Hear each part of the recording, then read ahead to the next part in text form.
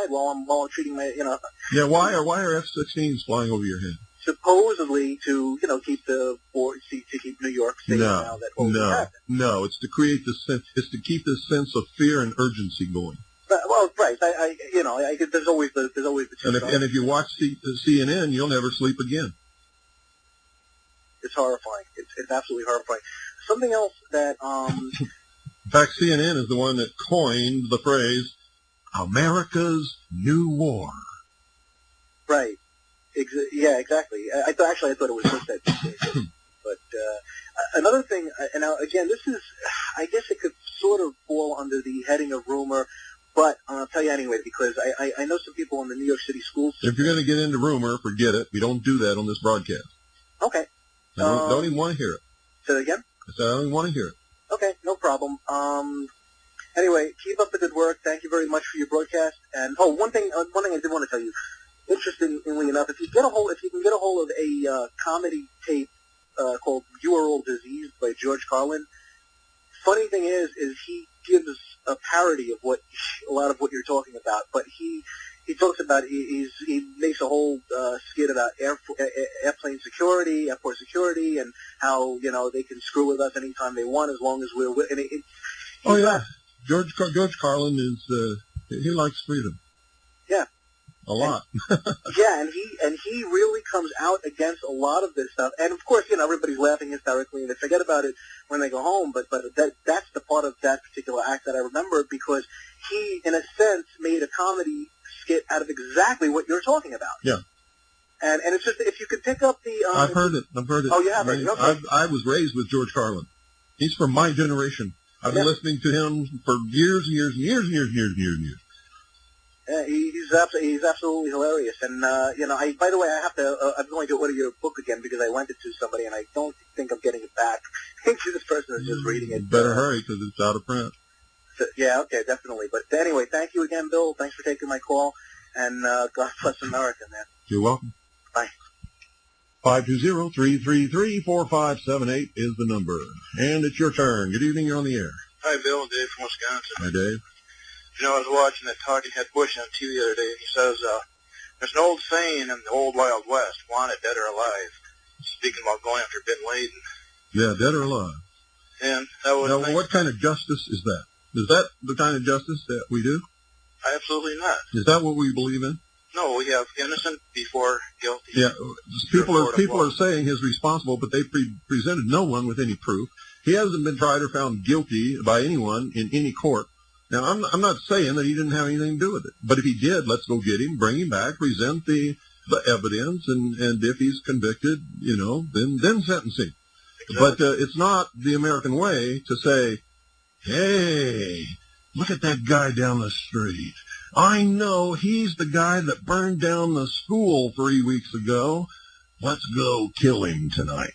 Because that's exactly what they're doing. Exactly. And if he wants to go back to the Old West saying, then if half the people on an airplane were armed like they were in the Old West, them buildings probably would not, or them planes probably would not have crashed. If those people on those planes had been allowed to carry guns, none of it would have happened. Exactly. You would have had plastic knives against people with guns. And yeah, maybe there'd be some holes in the side of the airplane, and yeah, maybe there would have been rapid decompression, and yeah, maybe somebody would have had a heart attack, but the plane would have landed safely, and most of those people would still be alive, and nothing would have crashed into the World Trade Center towers or into the Pentagon. Bet on it. Bet your life on it.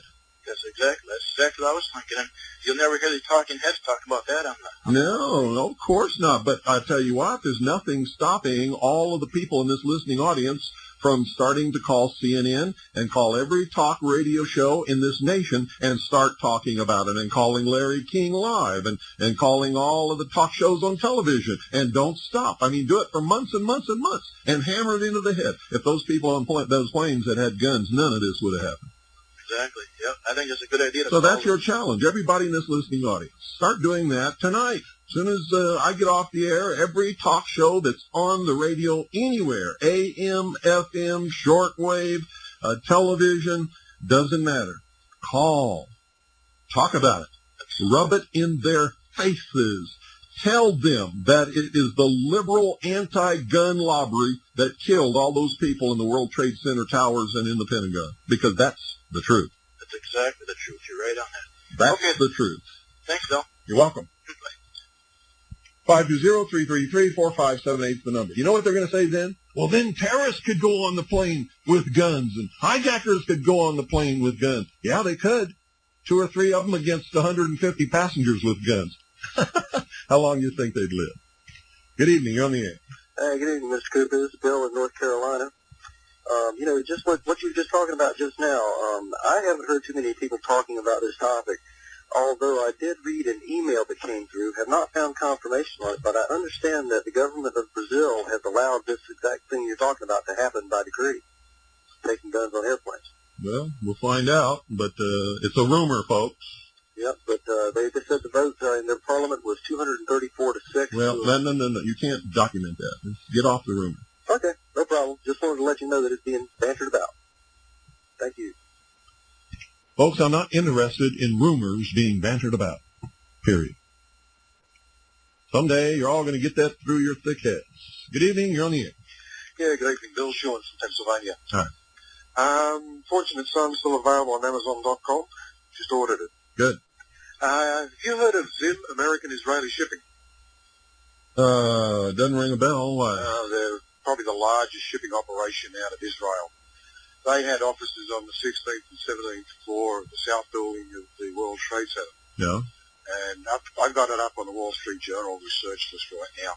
All employees are safe. Operations have been consolidated in Norfolk, Virginia. Company moved most of its operations out of the World Trade Center 1 week before attack. 1 week before.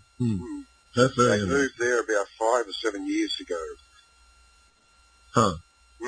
Norfolk, Virginia is also a Navy yard. Guess Mossad feels safe down there. Well, you don't know if they're connected with the Mossad.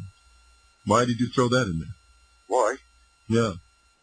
Because they were the ones, Zim bought the Liberty ship straight after World War II that was operated by the Underground, the Israeli Underground. But that doesn't mean that the people who are working for Zim today that were in the World Trade Center are connected with the Mossad. The chances are some of them are, because the Mossad has penetrated almost every Jewish company and community in this country. That's true. But that doesn't mean that they are. Well, I would, well, we'll go with those agreement, won't worry about it. But anyway, that company did move out the week before the attack. Okay. Thank you. Okay. 520-333-4578 is the number. 520-333-4578 is the number. Good evening, you're on the air. Yeah, how you doing, Mr. Cooper? I'm up here in just outside of Wall Street, and I was wondering, maybe you can answer a question for me. With something like this going down, why are there warships sitting off the coast of New York City? I don't know. Aircraft carriers, battleships, jets flying overhead. Here's what I think it is. I think it's to keep the level of fear and anxiety to the highest level possible. That's why I think it is. Because people I talk to say, well, they brought the ships up for comfort. I mean, I get no comfort seeing warplanes overhead. I'm waiting. Well, how would you? How would anybody? I mean, send them to where they're going to do the most good. Well, that'd probably be in their home port, so the sailors could go home to their wives and families. Exactly. But I mean, we get jets flying overhead. You can talk to this. You can talk about this till you're blue in the face. You've already said what's pertinent, and so have I. There's nothing else we can say. It's a spooky situation. That's exactly that's what it's supposed to be. Thank you, sir. You're welcome.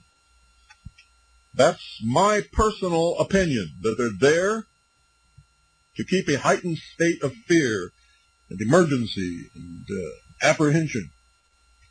Good evening. You're on the air. Hi, Bill. Joe from Boston. Hi, Joe. Can you give the name of the book again, those 2 books that I'm going to get? And I also have a report, which I heard on the news, that in Brazil, they now allow people, they've just passed legislation. Where did you hear that? On the radio. What radio? WBZ Boston, and WRKO radio here in Okay. They allowed now people to carry guns on Brazilian planes. Good for Brazil. Over 21. Finally got some smart people in this world. Finally got some smart people in this world that understand what people like me and you and many others have been trying to tell them for forever. I mean, I don't like the idea of shooting on a plane, but if you got to do it, you got to do it. I'm going to tell you right now, Sarah Brady And all these anti-gun people are what killed, murdered all of those people in the Twin Trade Center.